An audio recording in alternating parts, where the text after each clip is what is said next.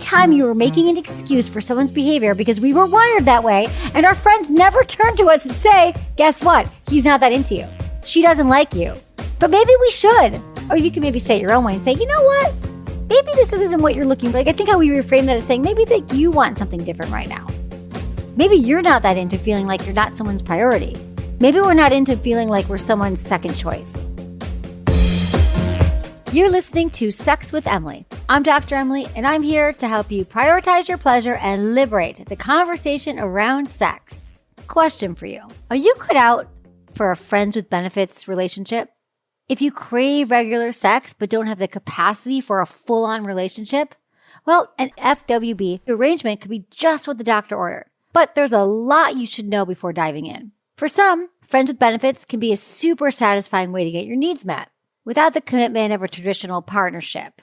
However, just because it's not traditional doesn't mean there aren't rules of engagement. There's boundaries and there's a ton of communication. I mean, if you want to do it right and you actually want this person to be your friend. Well, in this episode, I help you self-assess to figure out if you're actually a good candidate for a FWB, explain how FWBs are qualitatively different from casual sex and hookups, because they are, and hacks to live your best FWB life. Intentions with Emily. For each episode, I want to start off by setting an intention for the show. I do it. I encourage you to do it. It's going to help ground you in what you actually want to learn from the show. So my intention is to demystify the world of friends with benefits, which I know a ton of you have questions about. So by the end of this episode, I think you'll have much more clarity on whether it's a fit for you, and if so, how to navigate this type of arrangement. Please rate and review Sex with Emily wherever you listen to the show. My new article, How to Respond When Your Partner Can't Stay Hard, is up at sexwithemily.com. Also, check out my YouTube channel for more sex tips and advice. If you want to ask me questions, leave me your questions or message me at sexwithemily.com/assemily, or just call my hotline, 559-TALK-SEX, or 559-825-5739. Oh, always please include your name, your age, where you live, and how you listen to the show. Oh, and you can always change your name, no problem, if you want to remain anonymous. All right, everyone, enjoy this episode.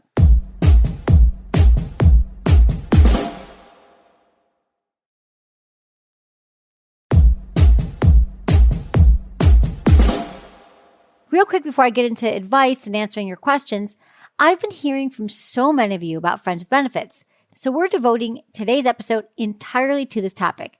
You all wrote in with some amazing questions, but before we get into those, I want to give you a few things to think about as we walk through this concept. Just because it's popular doesn't mean it's right for you. All right, number one, let's just define our terms. Friends with benefits refers to a friend, it might be a casual acquaintance or it might be your BFF, that evolves into a sexual relationship. And the sex is the benefit. Let me give you an example. I have a friend in college and she called me. She said, "You'd be so proud of me. I have a friend with benefits." And I said, "You do? Tell me more about that." And she's like, "Well, I went to his house. He ordered Chinese food. I gave him 3 blowjobs. We fell asleep. We woke up. We played video games. So it's friends and we have benefits." I'm like, okay, tell me about your benefits. What was your benefit? You gave him 3 blowjobs. He didn't go down on you. Like, what is the benefit?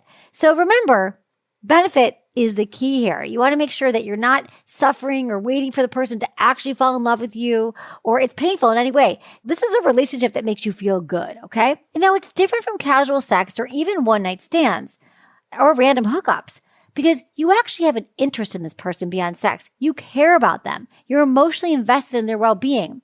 You'd lend them advice if they're down. You'd help them carry boxes if they're moving. Maybe you'd even give them a ride to the airport.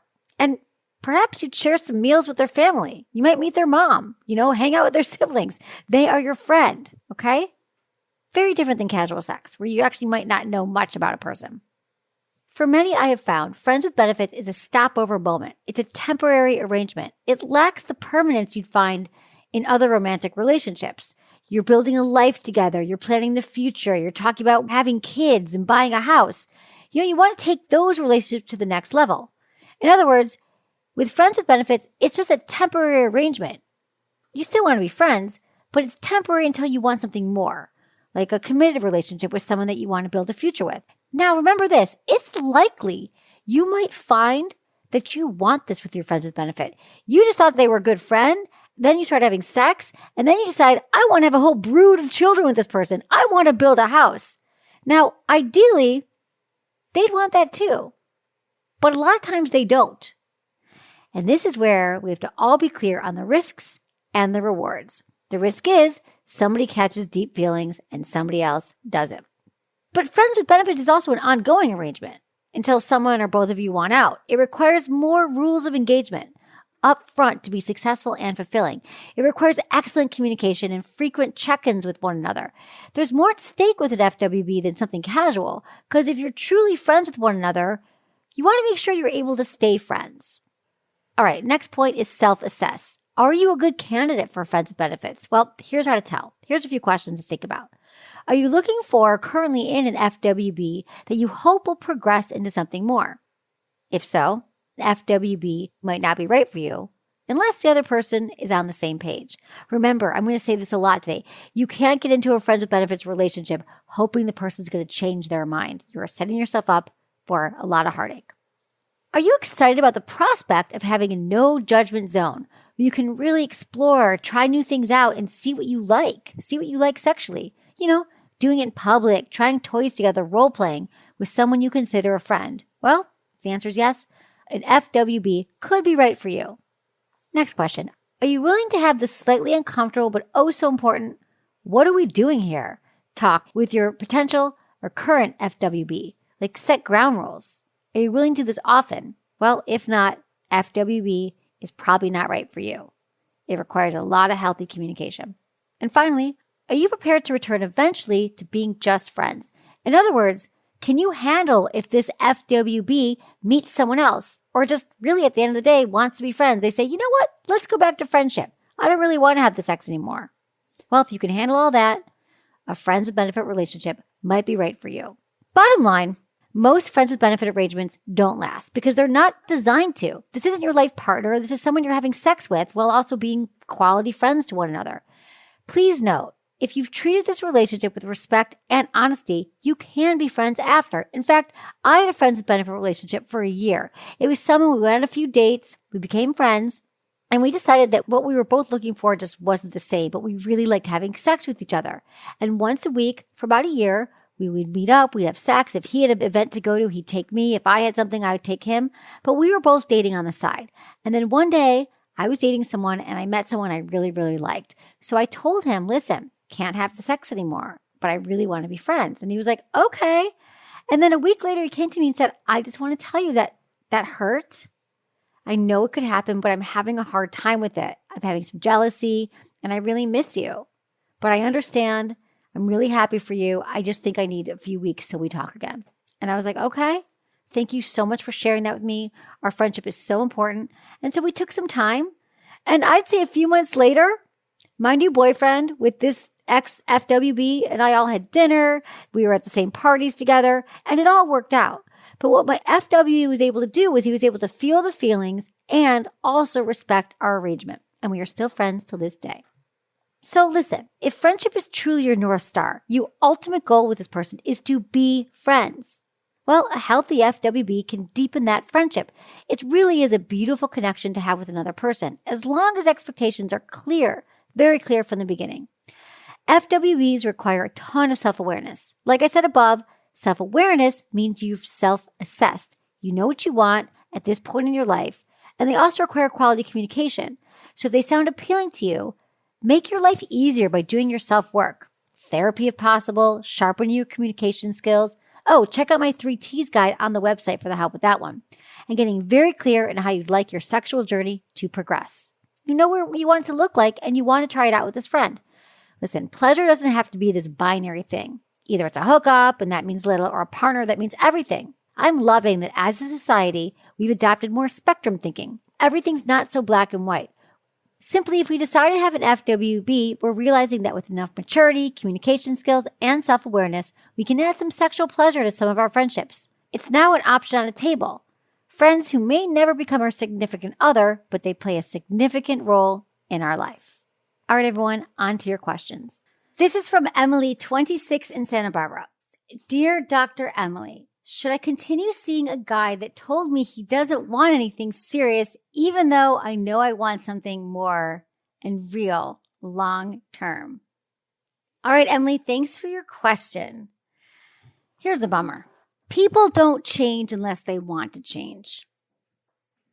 And you know, at times we date someone, we date on potential. They just seem like they'd be the perfect person if only they would stop drinking, or if only they were better with money, or if only they wanted what I wanted, they would be the most perfect person.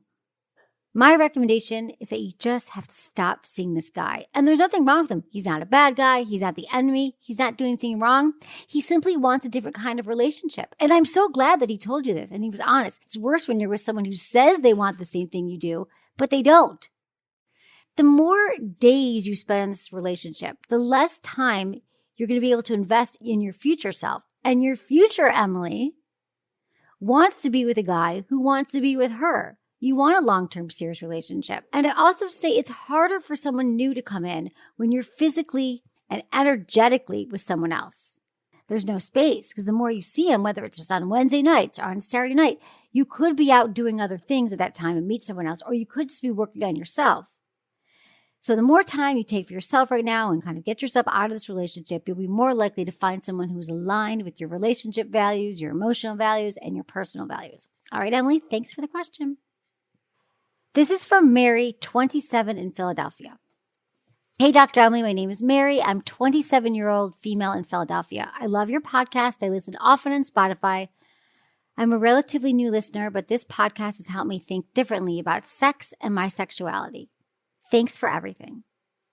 I apologize if a topic like this has already come up, and I'll try to keep it short. I am pretty recently single after leaving a 5-year relationship. I'm casually dating some men and currently not looking for anything serious, just having fun right now as this is my first time in the real dating world since I was 22. There's one man I reconnected with from college and we've been having sex for a couple months. We're very attracted to each other and have lots of fun on dates, especially in the bedroom. Unfortunately, he has never made me orgasm, yet he finishes every time. I want to ask him to do more of what I like, more foreplay, more oral, using a vibrator on me, etc., but I don't know how to communicate this with him, as our relationship is so casual and we don't have talks about our sex life outside the bedroom. I've given him oral many times, but have never been offered it. If it's something he doesn't enjoy doing, I don't want to force anything on him. I also have never used a vibrator with anyone besides myself, so this is new territory that I'm unsure how to approach. We're genuinely very comfortable around each other, but I fear I'll scare him off by telling him that he needs to do better, do more. Don't get me wrong, I still enjoy having sex with him and have a lot of fun doing it. He makes me feel really confident and always tells me how sexy I am, which turns me on. I just want to teach you what will make me orgasm. Thank you. All right, Mary, I want the same things for you too. So I'm going to give him the benefit of the doubt here, and I'm going to suggest that he genuinely doesn't know about your pleasure, doesn't know what to do, doesn't even know that oral sex is possible on you. I'm just going to say that. He doesn't know what turns you on or how to reciprocate. Sounds like a nice guy. He's making you feel hot and sexy. I love all of that. So let's just call it an oversight. But what it feels to me is like, what if every time you saw him, he got up and he grabbed himself a sandwich and then he sat down and he ate it in front of you. Didn't offer you a bite, didn't ask if you want anything. He just ate that sandwich. Now, common sense would have us believe that it's a known thing for him to offer you and say, hey, do you want a bite of this sandwich? Or better yet, would you like your own sandwich? Well, in my mind, oral sex is kind of the same thing. It's a reciprocal activity. There's a few things going on here. Maybe he genuinely doesn't have experience performing oral sex on someone. Maybe he doesn't even really know what to do, so he sort of doesn't do it because he's like, oh, it's kind of complicated down there. The vagina is like the Rubik's Cube of life, and like, I don't know what to do with it. Or maybe he thinks genuinely you're not into it because if you were into it, you would have asked him. This is such a perfect time for you to share about what you desire, because if we assume all of that's true, well, how great. Like, I think the best partners want to be great lovers to you and they want to please you. So I wouldn't worry at all about getting him scared off. I'm more worried about you being with someone who doesn't want to please you or doesn't know how. That's what I'm most concerned about now. Because let's say you scare him off. Let's say he's like, oh, wow, no, I didn't realize that you wanted pleasure. Or I didn't realize that your orgasms were... important. He's doing you a favor because there's going to be someone else. There's going to be another guy that's going to know what to do. You're going to be able to talk to him. He's going to be so down with it. So here's how the conversation goes. Ready, Mary? It's like, oh, so I'd like to show you more about my body and how I orgasm and what feels good to me. I think it'd be so fun to play together. Are you in? And that's how it goes. And I know you said you don't have a lot of these conversations, you don't have time for these conversations, but these are the conversations that are so important to make time for.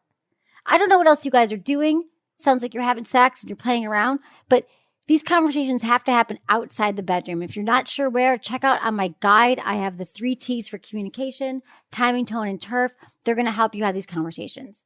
I love that he makes you feel good by telling you how sexy you are because you are sexy. And any woman who's conscious of her pleasure is extremely sexy in my book. But you know what is like genuinely, deeply, authentically sexy to a partner? I'll tell you. And that is a vulva owner who is truly in her body and feeling her pleasure and having orgasms. And he just hasn't seen this side of you yet. So imagine like he sees a side of you that's hot and sexy and bad, whatever that looks like. But the side of you, Mary, that is authentically in your body and knows what feels good and knows how to show a partner, that is the hottest thing in the world. And it sounds like you're with someone that you've been friends with. Maybe this is a friends with benefits. So I'm guessing if you're friends and you've known each other since college, that you're going to be able to find this time no problem. And let's just say something else here about the friends with benefits relationship. Is it really a benefit if you're not getting all of your needs met? Just going to put that out there. All right, Mary, thank you so much for your question. I can't wait to hear how this goes. This is from Maya, 22 in Germany. Hey, Dr. Emily, I kind of have a friends with benefits with a guy. After we had sex for the first time, I didn't hear from him. I don't have love feelings for him. I'm not in love with him, but I don't know how to handle this, like not texting me and not hearing from him. I once asked him if he wanted to meet up, but he didn't have time. So should I ask him out again? Should I end it before I get hurt in any kind of way? How do I deal with something like this? All right, Maya. Well, it sounds like you're already getting hurt, and I hear you. It doesn't feel good to not hear back from somebody especially after we open ourselves up and we're intimate, we have sex with someone. We're like, why aren't they getting back to me? I gave them a piece of myself. But also, Maya, he's showing you exactly who he is and where he's at. If he disappeared after you had sex or barely shows up, well, it's time to move on. And if you find yourself worrying or wondering why, what did I do? What did I do wrong? Please, please know it is not about you. And the sooner you can move on, the better. When you find yourself wondering, what did I do wrong and why aren't I hearing from him? What I would love you to do is to take a moment and recognize you're doing that. But then think, what step could I take now towards sending love to myself or finding somebody else who's right for me? Maybe it's going on a dating app. Maybe it's telling everyone you know that you're single. Maybe it's spending time to do something for you, whether it's meditate or work out or write in your journal. So the more we replace destructive thought patterns of obsessing about someone or worrying about someone and we replace it with something positive, we're more likely to get more positive results in the end. So not hearing from somebody, well, that really hurts and it's like it's rejection. Remember, they often say that rejection is God's protection. In a way, somebody not showing up is a signal that it's time to move on. And the less time you spend thinking about it, the easier it will be to find your next person. So I would not reach out to him. I would even lose his phone number. I know that's hard to do too. And keep working on you. All right, Maya, thanks for your email. I'm going to take a quick break, but stick around. Afterward from our sponsors, I'm going to be answering an email from Kate, who wants help navigating a threesome with her FWB.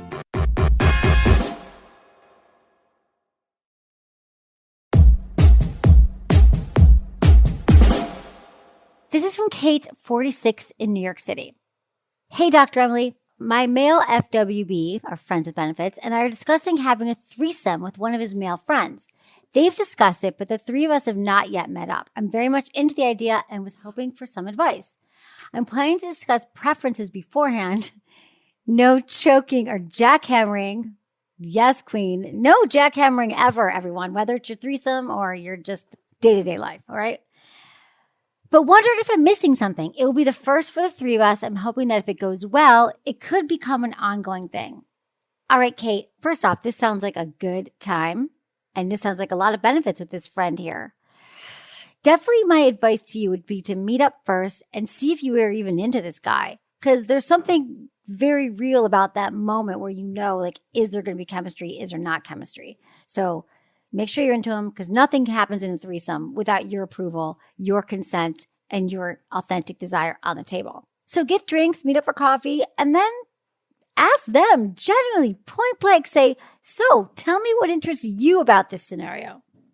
Have them talk, have them point, what is the best case scenario? Like, what do they picture? What's going to happen? What do they want to do to you? And then you just get to listen. Have them get specific. Are they picturing like tying you up? Are they picturing that they're double penetration? Are they picturing you going down on one of them while another one's going down on you? Like, there are so many scenarios for this. And then you get to also be specific. What do you want? If this has been a fantasy of yours, there must be some ideas that you've had in mind. And if not, this is such a great time to think about it. What is your turn on? You know what else would be fun if the three of you did the yes, no, maybe list together and then just hone in on your yeses there.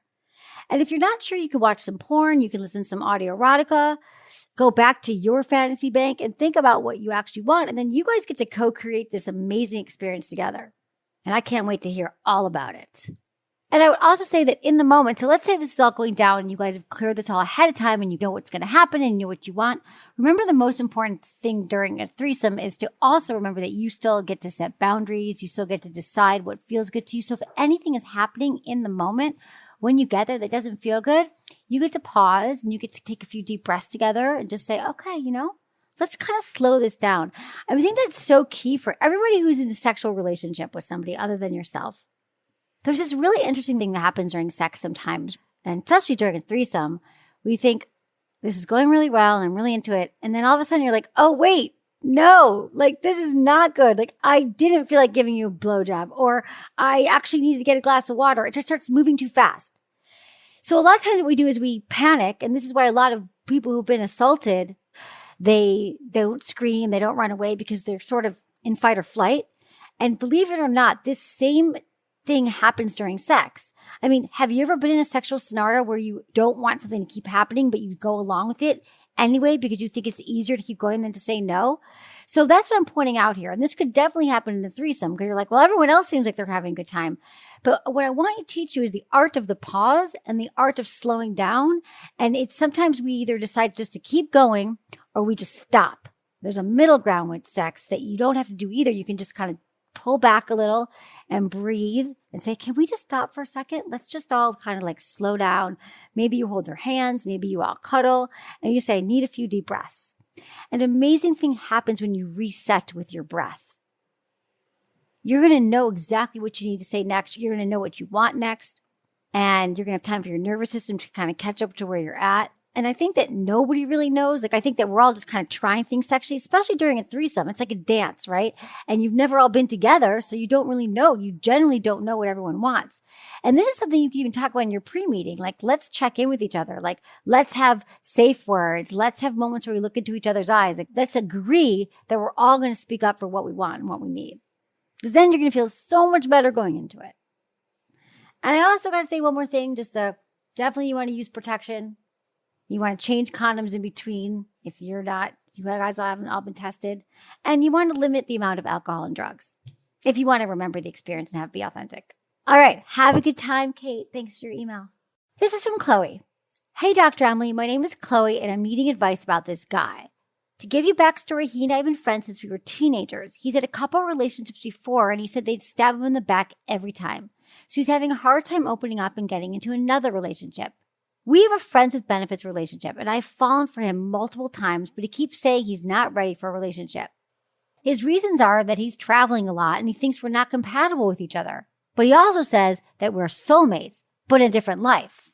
My friends even say we balance each other out because our differences just make sense. I would say we are more than best friends because we do everything together. We go on dates. He buys me things. We talk about each other's day, and we just really care for each other's well-being.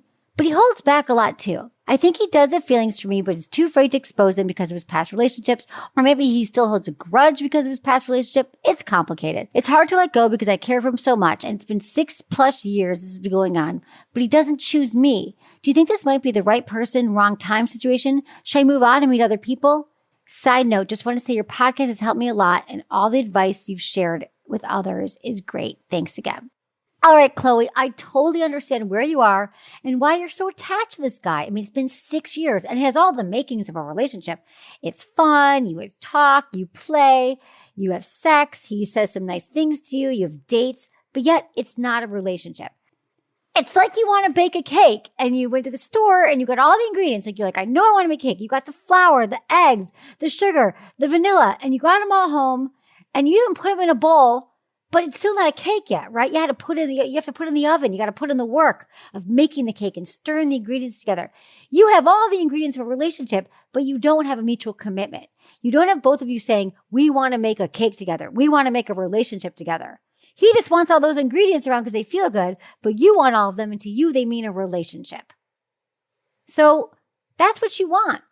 And the more you spend time wondering if you've got to bend and shape and make it into a relationship, but he's just not into it. He even said that you're not compatible. And so I need you to hear this. You know what it reminds me of? There was a book that came out about 20 years ago. If all you know this book, He's Just Not That Into You. And the reason why that book was wildly successful, and it was a line from Sex and the City, is because saying that, this was so groundbreaking when Miranda turns to Carrie and says, he's just not that into you.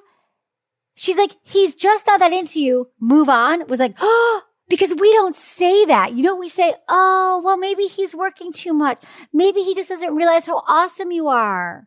When you're a little kid and we were told, like, if he pulls your ponytails or if he's rude to you, it means that he really likes you. That is not true. None of that is true. If he's not that into you and he's not showing up, then he's not that into you. There's no excuses. And that's why it was a big moment, because it was such a moment of truth. And this goes for all genders. They say, well, she's not calling me back. He had this trip planned and he didn't take me on it, but he said he was going to take me on it. She said she was going to call me, but she didn't. She's not sure that she wants a relationship right now, but maybe she doesn't really know what she wants. No, or maybe she's just not that into you. Maybe he's just not that into you. See what I mean? Anytime you were making an excuse for someone's behavior because we were wired that way, and our friends never turn to us and say, guess what? He's not that into you. She doesn't like you. But maybe we should. Or you can maybe say it your own way and say, you know what? Maybe this isn't what you're looking for. Like, I think how we reframe that as saying, maybe that you want something different right now. Maybe you're not that into feeling like you're not someone's priority. Maybe you're not that into waiting around to feel like you're actually in a relationship after 6 years. We're soulmates, but guess what? It was 3 lifetimes ago. Ouch! Maybe we're not into feeling like we're someone's second choice. Maybe we're not into feeling like someone doesn't show up for us and keep their commitments. Maybe we're not that into not feeling whole with somebody. Maybe we're not into waiting around till someone decides that it's time to call me. Maybe I'm not into waiting around for someone to decide that they want to ask me out on Friday night. Maybe you're just not into wasting time, waiting around for someone else to make the decisions about your own life and your own happiness. Maybe you're just not into that. I'm not into that for you. So let's all reframe this and let's go after what we are into. Let's focus on the good stuff, what you want, and what you deserve. Now it's your turn to make the next move and to get out of this relationship so you can start to heal and move on and find a person who wants exactly what you want. All right, Chloe? Thank you so much for your question. This is from Kelsey, 26, in Chicago. Hi, Dr. Emily. I'm a heterosexual female and I have a question about a relationship I'm in right now. I've been having sex with the same guy since last February. We probably see each other twice a month and we text almost every day. We haven't even talked about what we're looking for in a relationship, and I think because we first started hooking up, it was a secret because I used to date one of his friends. That friend has moved away and I don't talk to him at all. So to me, it's not a big deal, but I know it was weird for this guy because he's still friends with the friend I used to date. Anyways, I'm having the best sex of my life with this guy. He's open to trying things and doesn't judge me or make me feel bad about anything sexual, which has definitely happened to me in other relationships. And I feel so comfortable with him that I'm squirting every time, which I never did before with any guy. I want to talk to him about our relationship, but I'm really afraid he's going to say he doesn't want to commit to anything and that I'm not going to feel comfortable having sex with him anymore. I'm not sure how to bring it up, and I know that I have sent him mixed signals about what I want to, because I've sometimes acted defensively to protect myself because I felt like he wasn't interested in dating. Anyways, I don't want to lose the sex we have, but I'm interested in being more serious with him and I'm not sure what to do. Thank you. All right, Kelsey. So I'm reading your email and I read it twice. This is what's hitting me hard, is that This is more about what's going on with you right now, which is a good thing because you've complete control of the situation. I'm hearing you bringing a lot of stuff from the past and maybe projecting onto the future that things are going to happen. Like you said, in past relationships, you felt judged and you felt that someone made you feel bad about something sexual. So you're kind of holding back and talking about your sexuality and what you desire. You also kind of have some guilt around dating his friend in the past and now where that's going to go. So you kind of started off on this footing where you couldn't quite feel like you were allowed to move forward in this relationship. And then you're kind of holding yourself back from talking to him about the relationship because you're tripping into the future that he might say he's not into the relationship and he might leave you and he doesn't want to have sex with you anymore. So you're just going to not say anything. But then you're also saying that you're also sending him mixed signals because you have this huge wall of armor around you. You're protecting yourself in all of these ways. You're protecting yourself from being hurt. You're protecting yourself from rejection. You're protecting yourself from past wounds. So what I want you to do is bring it up with him in a neutral setting when you're hanging out. You've never talked about what you want in a relationship, so I think it's time to land this plane. What I'm hearing is if you guys are texting, it's time to get on the phone. It's time to meet up and go for a walk or meet up before you guys have sex and just say, let's talk about the state of our relationship. I mean, I think after a few months, you want to define the relationship.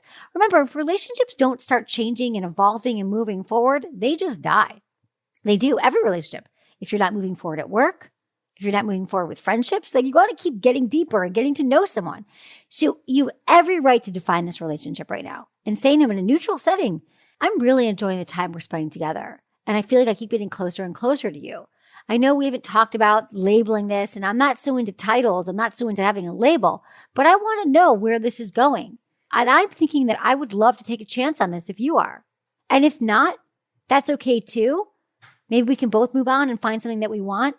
But right now, where we're at, we spend a lot of time together. Most of my sexual energy goes towards this relationship. So let's figure out what we both want. I'd love to hear from you. And then you guys get to decide together, right? But what if he says to you, yeah, I've been thinking that too. I really like the time we spend together, but then you get to hear more. Oh, but I'm really nervous that I won't have time to be a great boyfriend to you. Then you could say, well, what do you mean by that? And then you get to just talk. What comes up, you get to listen and you get to talk and you get to discuss it and you get to decide together rather than holding back and not saying anything at all. And the result of you not having this grounding and having this truthful conversation with Kelsey means that you're acting out, you're being defensive, you're not getting all of your needs met emotionally. And I believe that in all of our healthy relationships, and you want this to be the healthiest relationship possible, the healthiest relationship possible that we are ever in are defined. They're understood. Because remember, the relationships where we truly have the best sex and the best connection and the best energy long term is when we feel safe. And the only way we're going to feel safe is when we know if this person has our best interests at heart and that we both want the same thing and we're moving towards a similar goal. I want to go back to one thing. When you said that he doesn't judge you and he's open to trying sexual things and doesn't make you feel bad about anything sexual, you commented, this has happened to me in previous relationships. You put it in parentheses. And I want to say that is not a parentheses moment. When something scarring like that happens in a previous relationship, someone shames you for wanting something sexual, they make fun of your body or a body part, they tell you that your vagina looks weird or your penis is strange. These things stick with us for a lifetime. Unless we go back in there, we look at it, we pull it out, we're like, is this true? I'll tell you right now that it's not true. It's someone else's opinion. They were trying to make you feel bad or they were coming from their own perspective. Whatever was done to you, Kelsey, and whatever was said to you in the past still somehow has a grip on you. So I'd love you to pull that out, take a look at it, realize that it's not true, and replace it with thoughts and feelings and beliefs that do serve you, that are about the quality of who you are and the truth of who you are. And let's let all that negativity from the past go. So define the relationship sooner than later. It's totally okay, Kelsey, and you're going to feel empowered, and it's going to give you so much strength going forward in any relationship, whether it's with him or your next lover. Okay, Kelsey, thanks for the email. This is from Jenny, 39, in California. Hey, Dr. Emily, I was in an unhealthy marriage for 8 years, which was sexless for the last 3 years of it. Now, after 2 years of singledom, I'm back in the fray sexually. I'm in a really fun friends with benefits situation. We've known each other for a while and our chemistry is amazing. We're both very open-minded, communicate well, and our relationship outside of sex is really fun and easygoing. My problem? I can't orgasm with him. You're so turned on, you get caught up in the laughing and talking and fun that it's more of a mindgasm experience for me. I love a mindgasm. I'm great with it. I masturbate pretty much daily, so orgasms are not my goal, but I really want to experience one with him. Any tips to get my mind and my clit to connect? Thank you so much for your show. It's been so helpful in navigating sex and dating. I appreciate any advice you have to give. All right, Jenny. Oh, I'm so happy to hear from you. And I love that you got out of an unhealthy marriage and now you're having 2 years of singledom and having great sex with an FWB. So I'm going to assume here that you were able to orgasm in the past. So first, let's just look at what's different here. What's changed about you in the last 2 years since you got out of your unhealthy relationship? Sounds like you've been masturbating, so that's great. Are you on any medications? How's your health? Your hormones? There's a lot of things that could be going on that could prevent us from orgasming. Let's say we rule out anything medical, anything biological. Sometimes when we're just having casual sex with someone, it can be a lot harder to let go and to surrender, because that's really what orgasm is about. It's about surrendering. And you guys are talking and you're communicating and you're chatting and you're having mindgasms. But that practice of really being able to let go with somebody so you can truly be in your body or embodied, it's not so easy just to switch it on, especially if you were with someone for 8 years and now you're with someone new. So give yourself a grace period here. And you can even let him know, like, hey, I'm so into you and I love this, but could you help me here? Let's take some time here, sort of breathing together or slowing down, or let me show you what feels good to me. And maybe you can show him what you like without the pressure to orgasm. I love the idea of some mindful masturbation with him, where you're laying back and he's pleasing you and touching you or going down on you and doing all the things that feel good to you. But you don't have to be jokey or talking or performing. You just want to relax and let go. You just want to be able to breathe and surrender. And you don't have to use all those words with him. He might not really understand it, but you know what I'm talking about, right, Jenny? You know what I'm talking about by being within a relationship with someone, even if it was unhealthy. It was 8 years. It was someone you trusted. This guy is a friend with benefit. He might be off with someone else, or you might not even be sure where it's going. So again, I want you to practice all the things that make you feel safe. Maybe you need to have a conversation with him about defining the relationship. Maybe you need to have a conversation about protection. Like maybe there's some areas that you still don't feel completely safe to let go. My advice to you is a combination of talking to him about it, experimenting with him physically in the moment, and then also taking a look at your own medical history and your health history and see if anything has changed in the last few years so we can get an answer. Those are some steps to take to figure out maybe why you're not orgasming so you can remove the blocks and have some incredible orgasms and some incredible experiences with your new lover. Thanks, Jenny.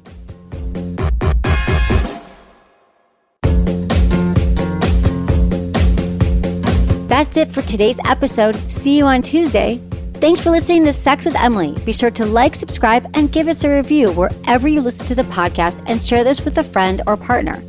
You can find me on YouTube, Instagram, Facebook, and Twitter at Sex with Emily. Oh, I've been told I give really good email. So sign up at sexwithemily.com. And while you're there, check out my free guides and articles for more ways to prioritize your pleasure. If you'd like to ask me about your sex life, dating, or relationships, call my hotline, 559-TALK-SEX. That's 559-825-5739. Or go to sexwithemily.com/askemily. Special thanks to Acast for powering the Sex with Emily podcast. Was it good for you? Email me, feedback@sexwithemily.com.